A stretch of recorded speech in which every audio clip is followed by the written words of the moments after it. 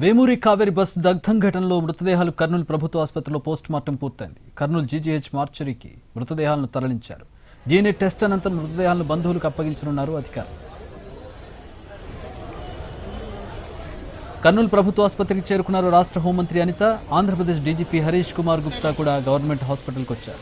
Chinnatekur bus ప్రమాదంలో గాయపడిన కొందరు ప్రయాణికులు కర్నూలు ప్రభుత్వ ఆసుపత్రిలో చికిత్స పొందుతున్నారు. వారిని అనిత పరామర్శిస్తున్నారు. మరి కాసేపట్లో మృతదేహాలను కూడా కర్నూలు హాస్పిటల్ మార్చరీకి తరలించనున్నారు పోలీసులు.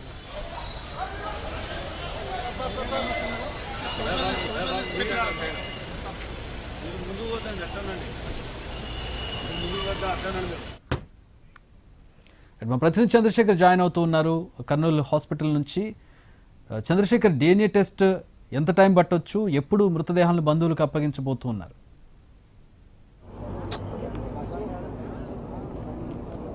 చక్రి, కొద్దిసేపు క్రితమే 19 మృతదేహాలకు పోస్ట్ మార్టం పూర్తి చేసి కర్నూలు జీజీహెచ్కి తరలించారు. అక్కడ మృతదేహాలను భద్రపరుస్తారు. DNA టెస్ట్ తర్వాత వాటి రిపోర్ట్స్ వచ్చాక, వారి బంధువులందరూ వచ్చాక DNA టెస్ట్ పూర్తి చేసి ఆ తర్వాత మృతదేహాలను అప్పగించే అవకాశం ఉంది. ఇప్పటికే కొంతమంది బంధువులు బయలుదేరారు. కర్నూలు సమీపంలో ఉన్నట్టు సమాచారం ఉంది. DNA టెస్ట్ రిపోర్ట్ వచ్చిన తర్వాత కానీ బంధువులకు అప్పగించే అవకాశం లేదు. సో ఇవాళంతా మృతదేహాలు అప్పగించే అవకాశం లేదు. అంటే రేపటికి బహుశా అప్పగించే అవకాశం ఉంది. హోంమంత్రి అనిత సంఘటనా స్థలంలో డీజీపీ హరీష్ కుమార్ గుప్తాతో కలిసి ఈ ప్రాంతాన్ని అంతా కూడా పరిశీలించారు. డీజీపీ, ఎస్పీ ఇద్దరు సంఘటన జరిగిన తీరును హోంమంత్రికి వివరించారు. ఇక్కడి నుంచి హోంమంత్రి కర్నూలు జీజీహెచ్కి వెళ్ళి అక్కడ చికిత్స పొందుతున్న వారిని కూడా పరామర్శించారు. 2 గంటలకు హోంమంత్రి మీడియా ముందు మాట్లాడినారు. సంఘటనకు సంబంధించి పూర్తి వివరాలను ఆమె చెప్పే అవకాశం ఉంది. మృతులకు సంబంధించి ప్రభుత్వం ఏ విధంగా ఆదుకోబోతుంది, ఎలాంటి సాయం ప్రకటించబోతుంది ఇచ్చేది హోంమంత్రి అనిత ప్రకటించే అవకాశం. మనం చూస్తే ఇప్పటికీ ఒళ్ళు గగురు పొడుస్తుంది.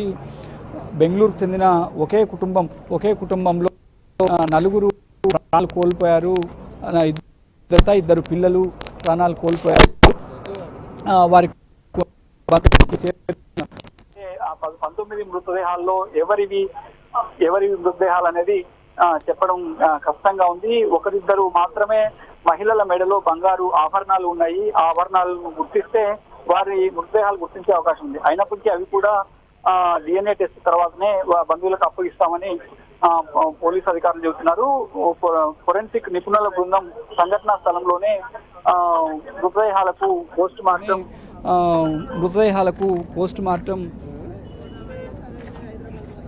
మార్టం నిర్వహించారు. వాటన్నిటినీ కూడా కర్నూలు జీజీహెచ్లో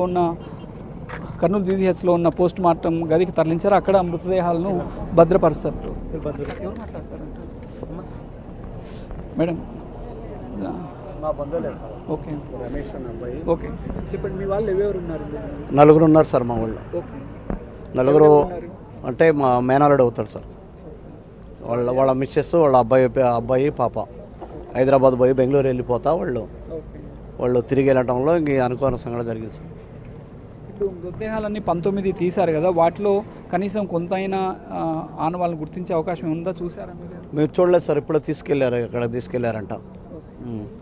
వాళ్ళ అమ్మా నాన్న వాళ్ళు అంతా వస్తున్నారు, దగ్గరలో ఉన్నారు. అంటే కొంతమంది మహిళల మెడలో బంగారు ఆభరణాలు ఉన్నాయి, వాటిని చూసి గుర్తించే ప్రయత్నం చేశారు. అది మనకు అంత ఐడియా లేదు సార్. వాళ్ళ వస్తే కానీ తెలుస్తారు. లేడీస్కి సంబంధించినవి కదా, ఎవరెవరు ఉంటారో వాళ్ళ అత్తమ్మ వాళ్ళంతా వస్తున్నారు అట్లా సార్. డెడ్ బాడీస్ని ఎప్పుడు ఇస్తామన్నారు? DNA టెస్ట్ తర్వాత ఎప్పుడు ఇచ్చే అవకాశం ఉందని చెప్పారు మీకు? మాకు ఇంకా అంత ఐడియా లేదు సార్. వస్తారు, వాళ్ళందరూ వస్తే ఒక పరి వెళ్దామని నిలబడిపోయినారు సార్. ప్రమాదంలో మృతి చెందిన వారి బంధువులు అయితే ఇక్కడ దిక్కుతోచని స్థితిలో ఉన్నారు. ఆ మృతదేహాలను ఇక్కడి నుంచి తరలించారు. మృతదేహాలను చూసినప్పటికీ వాటిని గుర్తించలేని పరిస్థితి. చెప్పండి, ఇన్సిడెంట్ అసలు ఏంటి? అబ్బాయి రమేష్ మా అత్తోళ్ళ ఇంటికి ఆపోజిట్ ఉంటాడు, గోళ్ళవారిపల్లి. బెంగళూరు నుంచి అబ్బాయి టూర్కి అని హైదరాబాద్ వెళ్ళినాడు. హైదరాబాద్ వెళ్ళి ఇట్లా 3 రోజులు చేంజ్ చేసినారు. బాగా చూసి అన్ని బెంగళూరు ఫోటోలు అన్నీ పెట్టినారు. రిటర్న్ పోతుంటే ఈ ఘటన జరిగింది అని నాకు 4 గంటలకు ఫోన్. మేము కర్నూలులోనే ఉంటాము. 4 గంటలకు కాల్ చేసినారు. ఇట్లా జరిగిందంటే ఏమో నాకు కూడా ఇన్ఫర్మేషన్ తెలియదు, నేను కనుక్కొని చెప్తానని చెప్పిన. ఇట్లా చూసా మేము పెద్ద హాస్పిటల్కి వెళ్ళాక ఆడవాళ్ళు లేరు. ఇంక ఇక్కడ ఉన్నాయి బాడీలు అంటే ఇంకా ఇక్కడికి వచ్చాక 5 సీట్లు మొత్తం స్ప్రెడ్ అయిపోయింది బాగా, ముద్దగా బాగా ఏ కాలిపోయింది. సీట్లలో ఏ నెంబర్ సీట్లో ఉన్నారు? ఆ సీట్ల పరిస్థితి ఏముంది? ఇక్కడ ఈ రెండో సీట్ అంట, డ్రైవర్ బ్యాక్ సైడ్ రెండో సీట్లో ఉన్నారంట, కింద ఒకరు పైన ఒకరు ఉన్నారంట. కింద వాళ్ళిద్దరు ఫ్రెండ్స్, కింద పైన ఫ్రెండ్స్ వాళ్ళిద్దరు. కింద అబ్బాయి దూకేసినాడు, వాళ్ళ ఫ్యామిలీ అందరిని బయటకు కొట్టేసిండు. ఈ పైన దిగి రావడానికి అంతా పొగ్గమ్మిందంట బాగా. పొగ్గమ్మాక ఇంకా ఏం అర్థం కాక అందరు బ్యాగ్కి వెళ్ళిపోయి ఇంకా అందరూ ఆడే లెక్క పడి, అంటే స్లీపర్లో ఉన్న వాళ్ళు చనిపోయారు. ఇప్పుడు పైన స్లీపర్లో ఆయన అప్పర్లో ఉండేవాళ్ళు చనిపోయినారు, కింద ఉండేవాళ్ళు షేప్ అయినారు కొద్దిగా, వెనక సైడ్ బాక్ సైడ్ కొద్దిగా అద్దం బాల్ కొట్టి ఇంకా అందరు బ్యాగ్కి వెళ్ళిపోయాక ప్రాబ్లం అయిపోయిందంట. అది ఓకే. బాడీస్ ఎప్పుడు ఇస్తామని ఏమన్నా ఐడియా ఉందా? బాడీలు అయితే చూడనే లేదు, అంతా ముద్ద అయిపోయినాయి, ప్యాక్ చేసేసినారు. ఇంకా వాళ్ళ బంధువులు నెల్లూరు నుంచి వస్తున్నారు, వాళ్ళు వస్తే ఇంకా డిఎన్ టచ్ చేసి ఏమన్నా పంపిస్తారేమో చూడాలి. అది ఓకే. Thank you. బస్సులో ప్రయాణించిన ప్రయాణికుల జాబితా ఆధారంగా మొత్తం వారి బంధువులకు పోలీసులు సమాచారం ఇచ్చారు.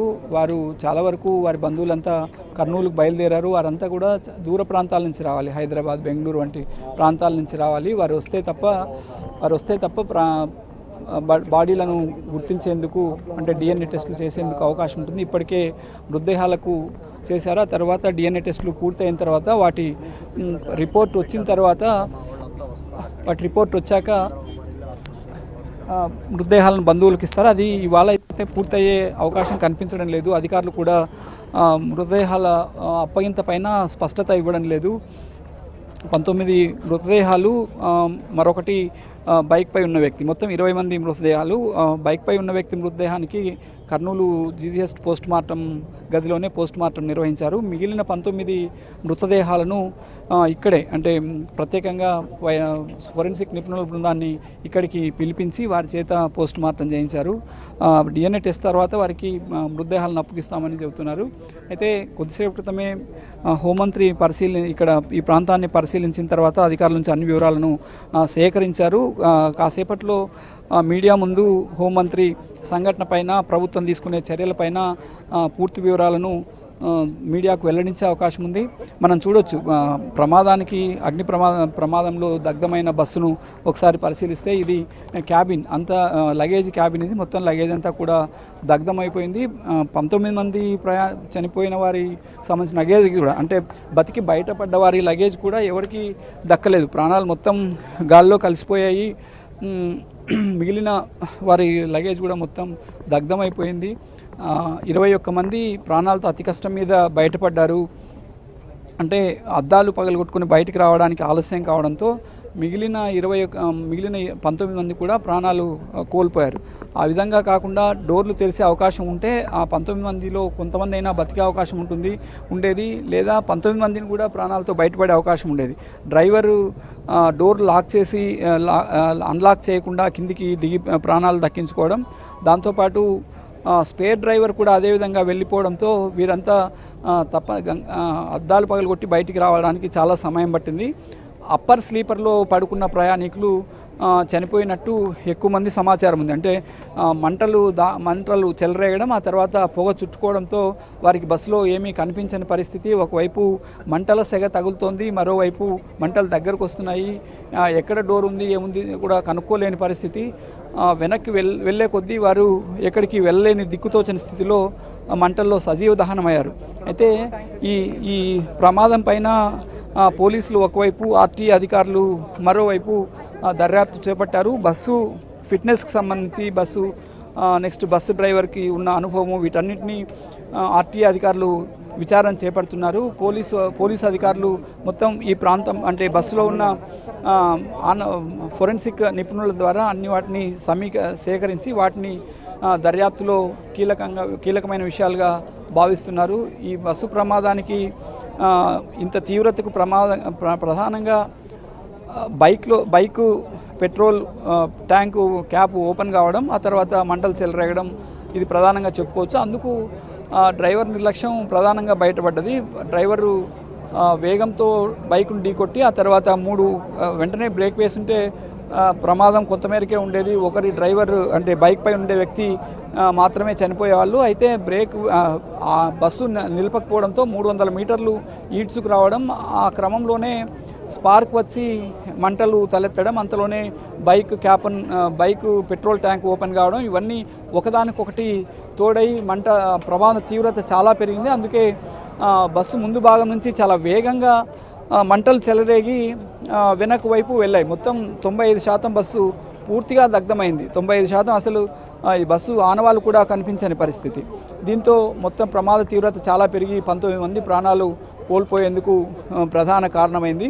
మొత్తం మీద ఈ వ్యవహారాన్ని ఇందులో 3 రాష్ట్రాల ప్రయాణికులు ఉన్నారు. ఆంధ్రప్రదేశ్, తెలంగాణ, కర్ణాటక చెందిన ప్రయాణికులు ఉన్నారు. దీంతో ఇప్పటికే ఏపీ, తెలంగాణకు చెందిన పోలీసు అధికారులు ఇక్కడికి చేరుకొని వారి ఈ డెడ్ బాడీకి సంబంధించిన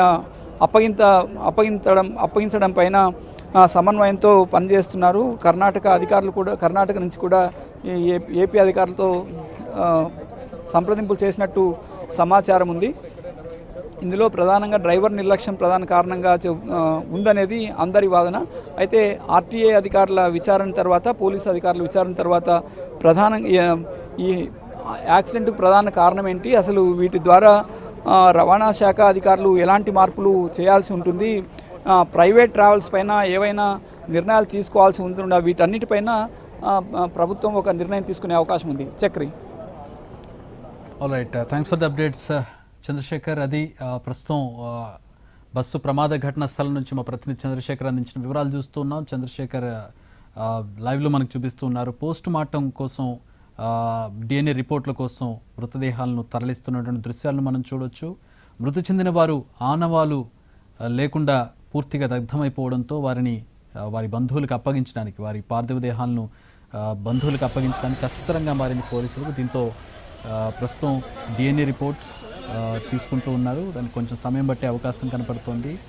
లిస్టు అంటే బస్సు సీటింగ్ నెంబర్ ప్రకారం ఉండేటటువంటి వివరాలతోటి ప్రాథమిక సమాచారం అయితే తెలుస్తోంది. కానీ మృతదేహాలు ఆనవాలు పట్టకుండా ఉండడం, రాత్రి జరిగినటువంటి గందరగోళంలో ఎవరు ఎక్కడ ఉన్నారనే విషయం తెలియకపోవడంతో వారిని ఐడెంటిఫై చేయడం అనేది కష్టతరంగా మారింది. ప్రస్తుతం వారి DNA రిపోర్ట్స్ వస్తే తప్పితే ఎవరికి చెందిన వారనేది తెలిసే పరిస్థితి లేనంత దారుణమైన దుస్థితిలో ప్రస్తుతం మృతదేహాలు ఉన్నాయి. పూర్తిగా దగ్ధమైపోయాయి.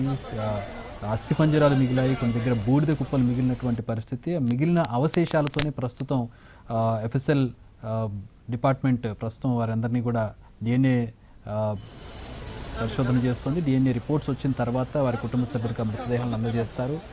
రాత్రి బయలుదేరినటువంటి కుటుంబ సభ్యులు తెల్లారేసరికి బెంగళూరు చేరాల్సినటువంటి వారంతా కూడా ఈ విధంగా మృతదేహాలుగా మారడం, బూడిద కుప్పలుగా మారడం ఆయా కుటుంబాల్లో తీవ్ర విషాదాన్ని నింపింది. కొంతమంది ఫ్యామిలీ సహా అందులో కాలిపోయినటువంటి పరిస్థితి. కొంతమంది ఆత్మీయులను కోల్పోయారు, కొంతమంది పిల్లలను కోల్పోయారు. 2 చిన్నపిల్లలు ఉన్నట్టుగా తెలుస్తోంది చనిపోయిన వారిలో.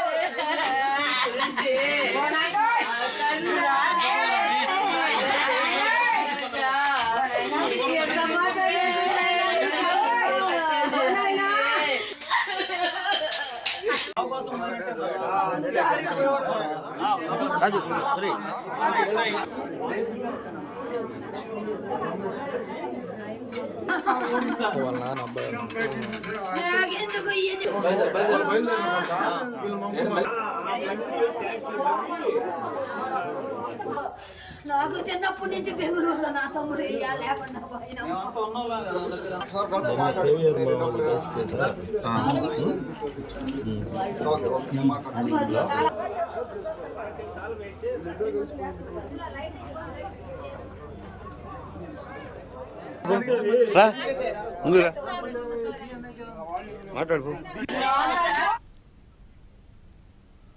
సాయంత్రానికి మృతదేహాలను వారి కుటుంబ సభ్యులకు అప్పగించే ప్రయత్నం జరుగుతోంది.